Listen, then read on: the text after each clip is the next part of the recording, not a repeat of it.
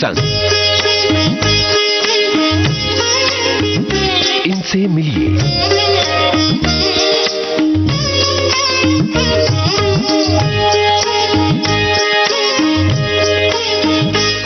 दोस्तों नमस्कार। आज के इनसे मिले कार्यक्रम में हम आपकी मुलाकात करवा रहे हैं गीतकार पुनीत शर्मा से।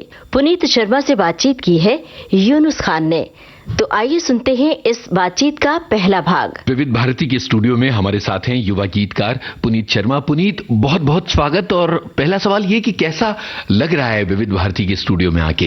विविध भारती के स्टूडियो में कैसा लग रहा है, मैं सच बताऊं कि मुझे वो बचपन याद आ रहा है जब मैं रेडियो के उस तरफ यहाँ की आवाजें सुना करता था और आज एक आवाज बन के उस तरफ पहुंच रहा हूँ अब। तो बहुत ही खूबसूरत एहसास है। क्या बात है। मुझे पता है कि आपका ताल्लुक इंदौर शहर से है, तो बताइए कि इंदौर में कैसा बचपन रहा था और ये जो गानों से ताल्लुक है ये कब से जुड़ा था? देखिए, मैं इंदौर शहर के एक पुराने इलाके से ताल्लुक रखता हूँ। मील एरिया था। मेरी पैदाइश हुई थी तब मीलें बंद हो चुकी थी, लेकिन उसका जो पूरी कल्चर थी, संस्कृति थी मील की, वो तब भी बाकी थी। एक चीज जो मीलों की जारी थी वो थे उनके जो भोंगे होते थे। सायरन होता था 12 बजे, 3 बजे, 6 बजे बजता था और हमारे लिए वो अलार्म क्लॉक की तरह था। मैं कहूँगा कि साहित्यिक कुछ भी नहीं था वहाँ पर, लेकिन जो मुझे जिस तरह की विविधताएं वहाँ पर मिली कि वहाँ पर इतने सारे लोग मिले जुले रहते थे, वहाँ से दोस्त मेरे थे, तो वहाँ पर जो इन सब लोगों से जो इनपुट्स मिले उनकी जिंदगियों के, उसने मुझे काफी कहानी दी, काफी शब्द दिए, काफी वो सब कुछ दिया जिससे मैंने लिखना शुरू किया। तो ये लिखने वाला जो चक्कर है ये कहाँ से शुरू हुआ था? किस उम्र से और घर वालों का क्या रिएक्शन था? कोई मेरी कहानी बहुत अलग नहीं थी, पर मेरा लिखने का जो शुरुआत जो थी वो काफी मजेदार है। मैं एक संयुक्त परिवार में रहता था, फ्रेंड फैमिली।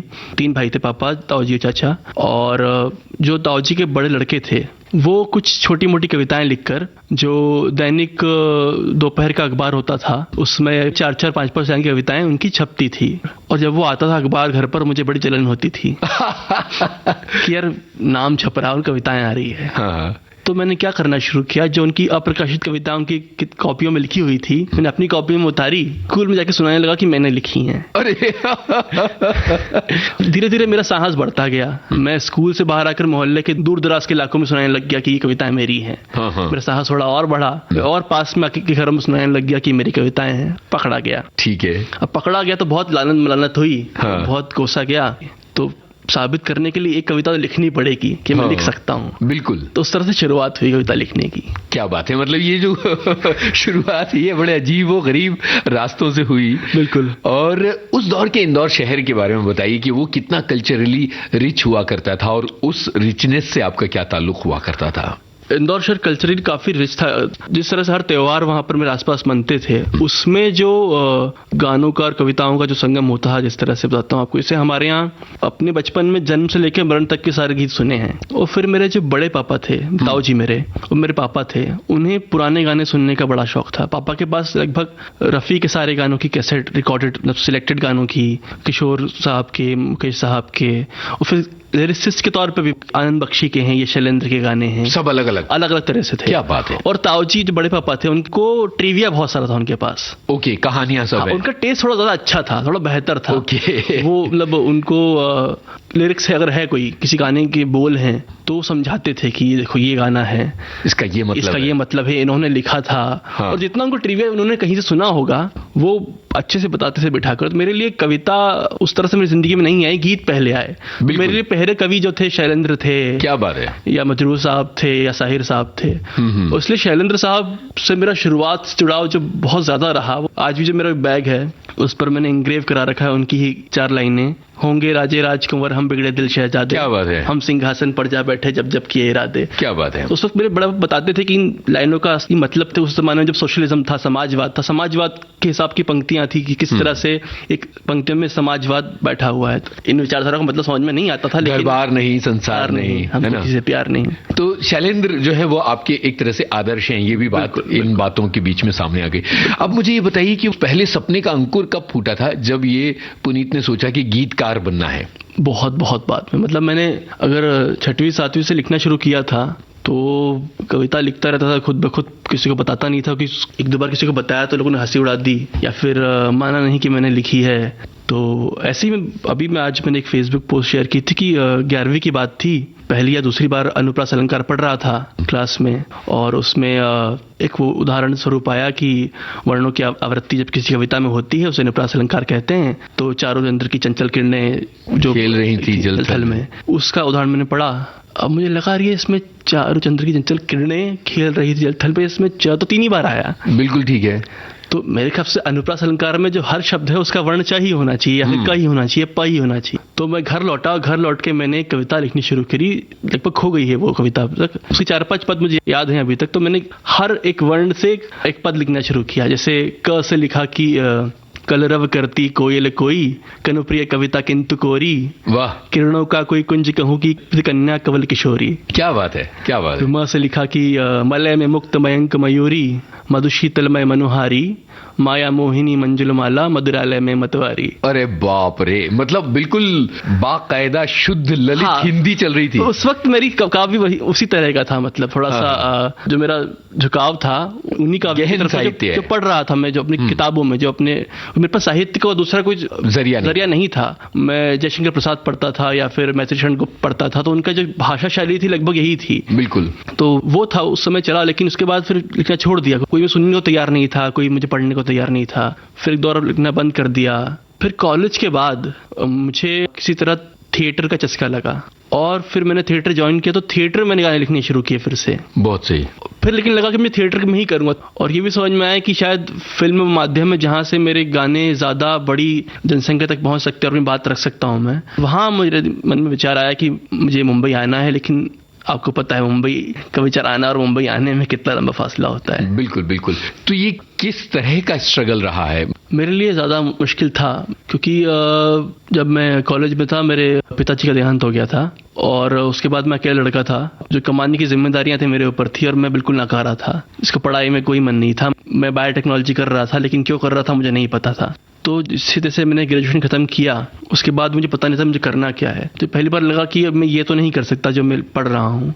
मुझे मालूम था मुझे लिखना है, पर लिख कर क्या करना ये भी पता नहीं था। तो फिर मैंने किसी तरह MBA की एंट्रेंस एग्जाम्स दी, और उसमें मेरा सिलेक्शन हो भी गया। लेकिन जब मेरा सिलेक्शन हो गया, उसके बाद मुझे एकदम से अंदर से आवाज़ आई कि इसके लिए जितना मैं लोन लूंगा इस पढ़ाई के लिए, और उसको चुकाने में जितने साल जाएंगे, लगभग 3 साल पढ़ने में और फिर 3 साल नौकरी में चुकाने में लोन, तो 6 साल मेरे जिंदगी ज़ाया हो जाएंगे। सही है। तो मैंने वो निर्णय छोड़ दिया, और 4 महीने 5 महीने मेरे बेरोजगारी में गुजरे, और काफ़ी मुश्किल वक्त था कि एक बेरोजगार लड़के का एक संयुक्त परिवार में क्या हाल होता है।